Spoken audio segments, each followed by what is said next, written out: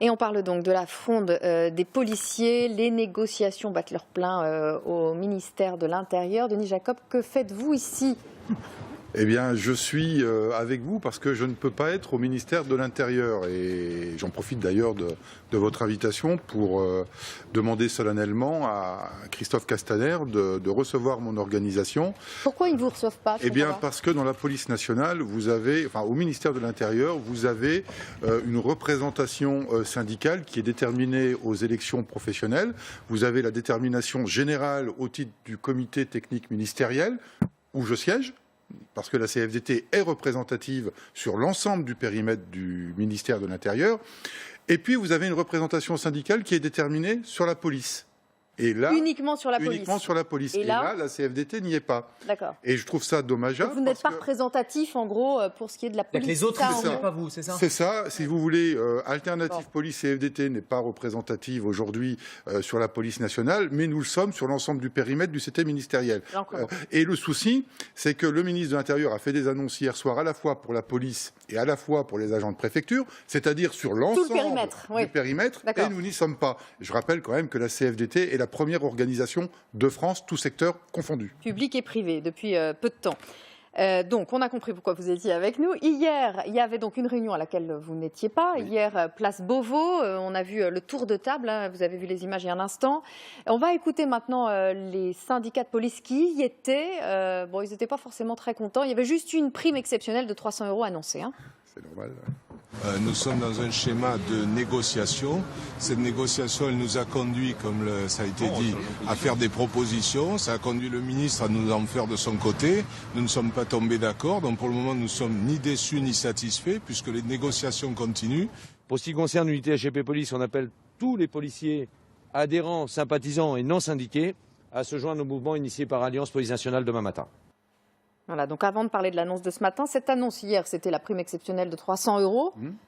C'est pas beaucoup ? C'est rien de nouveau.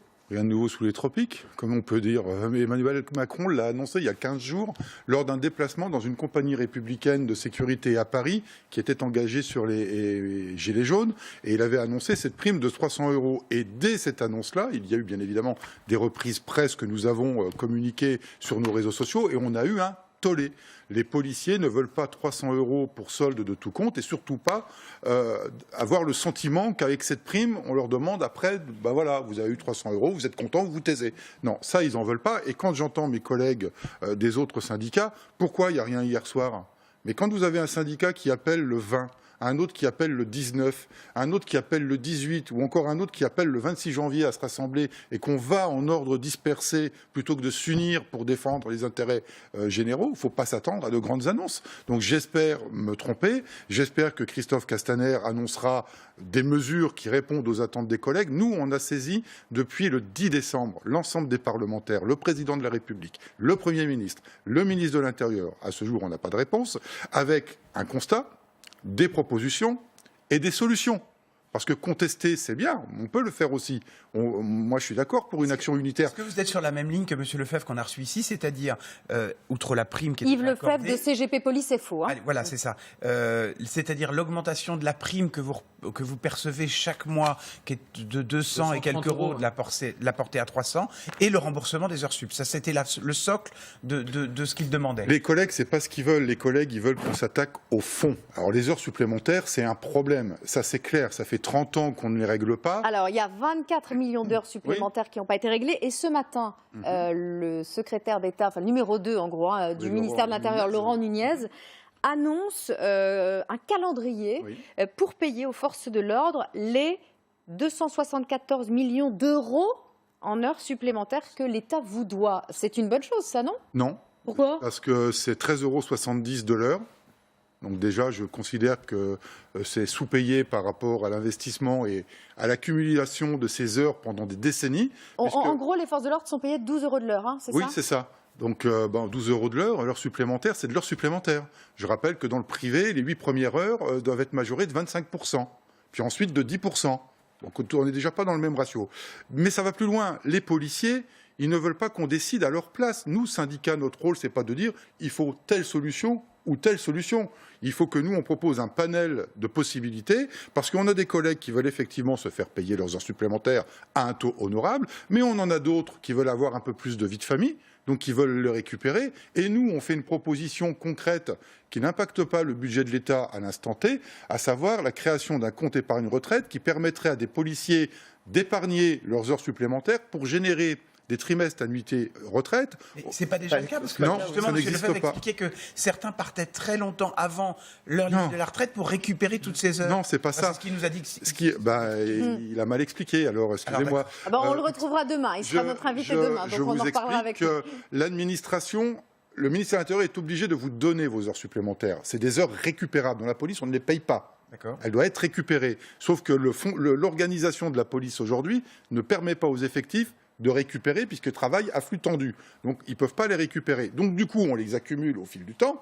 Mais, en fin de carrière, comme c'est des heures que vous avez fait, l'administration, elle est obligée de vous les restituer. Donc, vous partez. Et moi, j'ai un cas concret auprès de moi, puisque mon secrétaire national, qui est en charge de l'investigation et du renseignement, qui m'a rejoint il y a 3 ans, quand il est arrivé, il avait 3 ans d'heures supplémentaires. Et donc, quand il arrive en fin de carrière, il doit partir 3 ans avant. Et c'est ça. On dit la même chose. Non. Ah bon. Non, il reste chez lui et on le paye comme s'il était policier sur le terrain.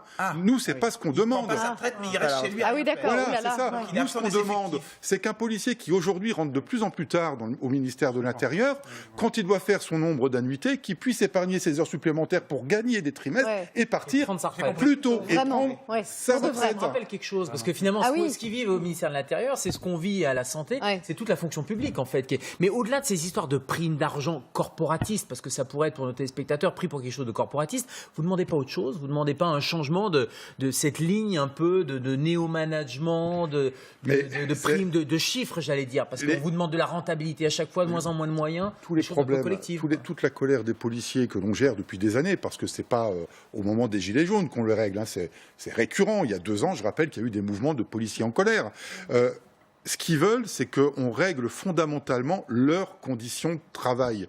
Aujourd'hui, on n'a pas de politique budgétaire d'anticipation. Pourtant, Christophe Castaner a annoncé devant les députés 1 milliard d'euros de budget sur 2 ans et la création de 10 000 policiers et gendarmes d'ici 2010.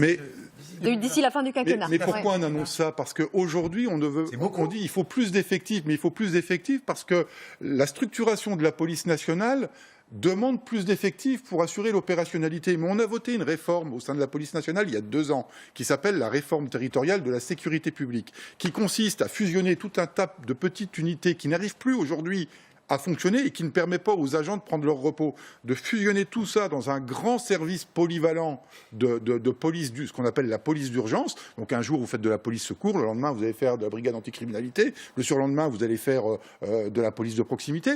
Ce qui permet de récupérer de l'opérationnalité en nombre d'effectifs. Et comme on a un nombre d'effectifs à l'instant T plus important, on peut leur permettre de prendre du repos et d'appliquer un cycle horaire qu'on attend depuis 2 ans, qui permet aux policiers d'avoir un week-end sur 2 de repos et un jour par semaine sur 2 de repos, alors qu'aujourd'hui, ils ont un week-end sur 6. Donc c'est quoi? C'est des gros machins plutôt que de quelque chose, une police de proximité? Oui, parce que... Non, c'est pas ça. Si vous voulez, on a fait une stratification des unités dans la police nationale.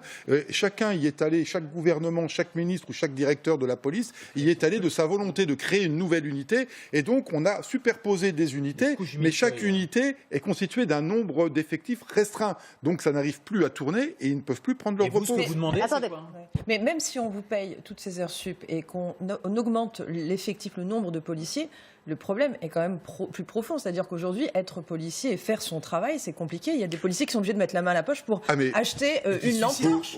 Ça, c'est sidérant que vous achetiez votre équipement. Mais j'ai un exemple très concret. J'allais en parler, donc c'est très bien. Est-il normal qu'un policier aujourd'hui soit obligé d'acheter un masque, des gants, une paire de menottes, un casque? J'ai un exemple très concret à Toulouse, sur les manifestations des Gilets jaunes. On a un collègue qui a utilisé sa moto personnelle avec son casque, ses gants pour assurer une mission de surveillance et il a chuté. C'est sidérant. Et dans sa grande bonté, l'administration a dit mais on vous remboursera quand même vos effets personnels. Mais encore heureux. Il n'a même pas amené son matériel. Un autre exemple, les CRS qui ont travaillé 16-17 heures sur la manifestation des Gilets jaunes ou les effectifs de la préfecture de police, pour seul repas, on leur a donné un petit paquet de chips, une pomme et une barre chocolatée et une bouteille d'eau. Non mais franchement, vous croyez que les policiers, au bout d'un moment, ils en ont pas marre? Ils sont complètement démobilisés. Ils veulent être ils sont là pour protéger les citoyens. Là, allez, on revient tout de suite. On revient tout de suite. Vous restez avec nous, Denis Jacob. À tout de suite.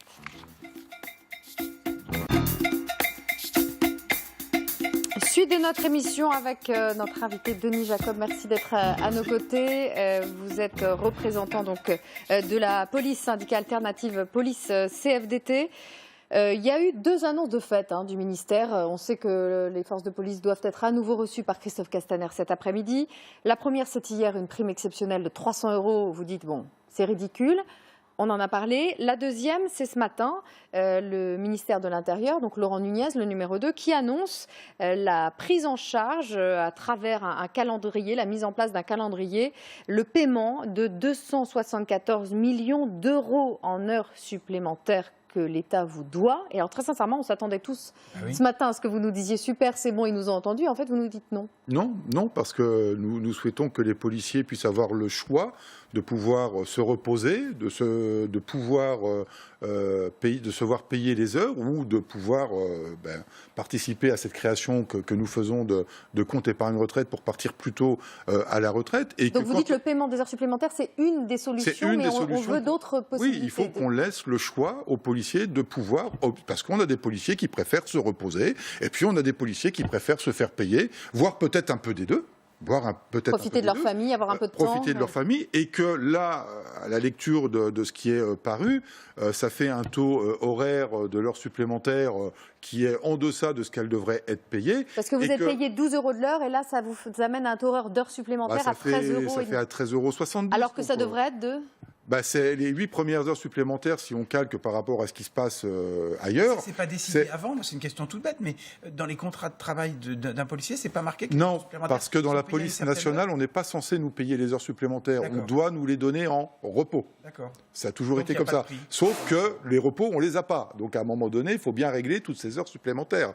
Et un taux horaire comme celui-là, je préférerais, moi, et c'est la proposition que je fais, qu'on en paye peut-être moins à un taux horaire beaucoup plus fort, et puis qu'on laisse l'opportunité à mes collègues de dire le reste, je le prends en repos sous réserve. Il n'y a pas les effectifs. Il faut réformer la police nationale pour les avoir. Les effectifs, on les a, mais ils sont mal employés à des créneaux horaires différents, et que si on applique la réforme qui a été votée il y a 2 ans au sein du ministère de l'Intérieur, si on applique cette réforme, on règle quasiment tous les problèmes d'effectifs, d'opérationnalité et de temps de repos. On le voit quand même avec cette annonce, il y a un climat propice à obtenir des choses du gouvernement dans le climat des Gilets jaunes. Une surenchère des demandes. On entendait hier, on n'a pas de baguette magique pour les heures sup, et puis finalement il y a une annonce, donc comme quoi vous avez peut-être moyen encore de... Oui, alors les téléspectateurs ne savent pas trop comment ça se passe dans la police nationale. Il est peut-être utile aussi de dire qu'on est aussi dans une surenchère syndicale. Quand on voit que les syndicats annoncent leurs petites manifestations diverses et variées sans être en capacité de faire un front commun, c'est ce que je demande. Les divisions syndicales, ça date pas d'hier, non, dans tous les secteurs. Mais en plus, on est fin d'année, et que dans la police nationale, et certainement dans d'autres professions, la fin d'année est aussi une période de renouvellement des cotisations syndicales, et c'est à celui qui ira de la surenchère et de la plus forte proposition qui tirera la couverture. Donc certains vont les policiers n'en veulent pas de ça. Donc certains vont peut-être se satisfaire des annonces. Peut-être, ou peut-être qu'il y aura d'autres annonces. Peut-être que si je suis écouté par le biais des médias, on réfléchira peut-être à d'autres solutions. Peut-être qu'on me recevra, puisque c'est l'appel que je lance officiellement à Christophe Castaner, parce qu'on a des propositions, mais on a surtout des solutions qui en plus... Vous leur avez écrit ? Oui, le 10 décembre, ils ont reçu un courrier, je l'ai envoyé au président, au Premier ministre et au ministre de l'Intérieur le 11 décembre. J'ai saisi les parlementaires le 10 décembre. J'en rencontre déjà. Il y en a déjà une dizaine qui m'ont fixé rendez-vous, notamment de La République En Marche. Je dois rencontrer d'ailleurs Laetitia Avia, pour pas citer son nom. Députée de La République En Marche. Qui est proche de Christophe Castaner. Monia. Ce qui est incroyable, c'est que ce problème de conditions de travail de la police, on entend la même chose avec les hôpitaux. Est-ce qu'on n'a pas l'impression que tous les ans ça revient? Parce qu'on met juste, on corrige ce problème avec une petite rustine. Oui. Et ça revient. Vous avez raison. Depuis 20 ans, dans la police nationale, on ne calme la colère policière que par des mesures indemnitaires indemnités, des primes, mais on ne traite pas le fond. Pourquoi on ne réforme pas, justement ? Mais parce que y a du lobbying syndical, je le dis très clairement, il y a aussi du lobbying syndical qui fait qu'on demande des choses, mais on ne veut surtout pas non plus avoir un impact sur son précaré syndical. Donc l'équilibre est difficile, et donc il est plus facile de donner sur l'instant T de l'argent, parce qu'on règle le problème. Enfin, c'est un emplâtre sur une jambe de bois. On règle le problème, soi-disant, instantanément, mais le fond des conditions de travail des policiers n'est pas réglé. Aujourd'hui, les policiers, certes, ils veulent du pouvoir d'achat, mais ils veulent surtout qu'on améliore leurs conditions de travail au quotidien. Et les conditions de travail, on les sait particulièrement difficiles en ce moment, hein, avec le mouvement des Gilets jaunes. Ça fait plus d'un mois que vous êtes au front. Et vous êtes confronté aux casseurs extrêmement violents. On va écouter le témoignage de l'un de vos collègues. Ils sont mis au contact avec des morceaux de bois, des barres de fer, des barres à mine, des haches à incendie. On peut dire qu'on a échappé au pire. On constate que tous les week-ends, on monte d'un échelon. La prochaine étape, ce sera peut-être un drame, soit du côté des forces de l'ordre, soit du côté des manifestants. Et à partir de ce moment-là, la situation peut vite dégénérer et devenir immaîtrisable. Voilà, témoignage recueilli par Pierre-Emmanuel Chinardet. Ces violences, vous les redoutez encore pour la fin de semaine, là ? Oui, bien évidemment, puisqu'on a atteint un niveau de violence jamais égalé On avait eu des prémices lors des manifestations contre la loi travail début 2016, mais là, ils viennent pour tuer du policier, quoi. C'est même pas pour porter des revendications. Ils viennent, notamment ceux qui viennent à Paris, on a quelques endroits en province aussi, mais c'est surtout marquant sur la capitale. Ils ne viennent pas pour revendiquer, pour se faire entendre, ils viennent pour casser du flic. Ce matin, on écoutait tout à l'heure un gilet jaune qui était sur un rond-point qui dit « on a été pacifique jusque-là, on n'a pas été entendu, donc on va monter d'un cran, donc être violent ». Donc il y a aussi des gilets jaunes revendicatifs qui peuvent se radicaliser. Donc ça, comment vous allez le gérer? Mais il faut quand même aussi garder raison, c'est pas la majorité. Oui. Nous, policiers, nous sommes aussi des gilets jaunes. Bien sûr. Nous sommes aussi des gilets jaunes. On est touchés par la problématique du pouvoir d'achat et des augmentations comme chacun d'entre vous. Mais ce qu'on voit à Paris notamment et sur certaines grandes métropoles de France s'affronter avec les policiers, ce n'est pas représentatif de la majorité des gilets jaunes qui revendiquent pacifiquement. Donc on fait la part des choses entre ces... Pour moi, c'est même pas des gilets jaunes. Franchement, c'est des voyous, c'est des casseurs, mais c'est pas des gilets jaunes pour moi. Parce que vous savez, moi, je peux très bien prendre mon gilet jaune dans ma voiture et puis allez, j'y vais. Mais même si c'est des casseurs, leur violence prouve bien qu'en fait, ce métier n'est pas reconnu, en fait. Mais c'est ça. Et puis l'autre chose, c'est que votre boulot, c'est pas que le maintien de l'ordre. Parce que là, on a l'impression que c'est l'opposition des CRS avec le maintien de l'ordre. C'est une infime partie de votre boulot. Le quotidien de la police, il faut bien que les téléspectateurs et les téléspectatrices comprennent. C'est-à-dire qu'on a besoin d'un hôpital fort, on a besoin d'une police forte pour nous protéger. De même qu'on a besoin d'une justice. Et quand on met les policiers sont à bout, c'est qu'ils sont à bout dans les missions quotidiennes de protection de la population. Le souci, c'est que quand on parle du maintien de l'ordre, quelle que soit la mobilisation, tout de suite, on voit le côté répressif. Oui. Le maintien de l'ordre, c'est pas pour aller donner des coups de matraque. Le maintien de l'ordre, c'est pour apporter une plus grande sécurité à ceux qui viennent manifester pour eux-mêmes et pour éviter justement qu'on ait des casseurs qui s'infiltrent. Mais parce qu'il y a des violences policières aussi, on ne peut pas éluder qui nous amènent à penser cela. Moi, j'ai lu absolument aucun sujet. Je suis très clair là-dessus. J'ai été un peu piégé sur une autre antenne à ce sujet-là. Moi, j'ai pas de tabou là-dessus. S'il y a des dérapages, s'il y a des fautes commises par les policiers, eh bien, les personnes qui se disent victimes ont toute l'opportunité de saisir le procureur de la République et la justice diligentera les enquêtes et puis on déterminera les responsabilités. Alors, on vous voyait confronté aux violences des casseurs, agressés pour certains d'entre vous.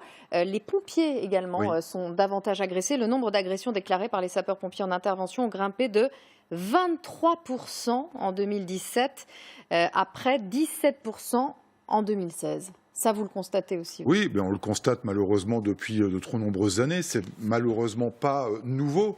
Alors peut-être dans la proportion aujourd'hui, oui, mais que ce soit les pompiers, les enseignants, mais aussi les médecins, tout ce qui représente l'autorité, tout ce qui peut représenter l'État dans certains quartiers de France. Aujourd'hui, on s'en prend à eux. Mais comment on lutte contre ça ? Comment on lutte? Mais je vais vous le dire, parce qu'on a fait également une proposition là-dessus au gouvernement il y a maintenant 3 ans, et on n'arrête pas de le ressasser. Quand on nous dit on va mettre une police de sécurité du quotidien en place pour recréer du lien avec la population, très bien. Mais si derrière on n'a pas une véritable politique de la ville et économique pour répondre à une certaine population qui se considère comme une population de seconde zone. Répondront que la politique de la ville, on a mis beaucoup d'argent, beaucoup de milliards. Est-ce que c'est normal que dans certains quartiers, nous n'ayons plus aucun service public ? Donc les gens qui habitent, et moi j'ai habité une cité très chaude de la Seine-Saint-Denis pendant 7 ans, qui est la cité d'Orgemont à Épinay-sur-Seine, mais les gens sont adorables. C'est des gens qui se lèvent très tôt le matin, qui vont bosser et qui n'aspirent qu'à une chose, à vivre en paix dans leur quartier parce qu'ils n'ont pas les moyens d'aller vivre ailleurs. Et ces gens-là, ils ont le droit au même service public que le reste de la population. Et donc ils se considèrent comme des citoyens de seconde zone. Et donc on a un terreau de délinquance dans ces secteurs-là où il y a la mainmise sur un quartier et nous, policiers, pompiers, médecins ou même enseignants qui travaillent dans les secteurs difficiles, eh bien, n'ont plus la reconnaissance de leur autorité et on se retrouve avec des confrontations comme ce que vivent les pompiers. Merci beaucoup Denis Jacob. Merci d'avoir été avec nous et bon courage pour la suite. On se retrouve dans 2 ans.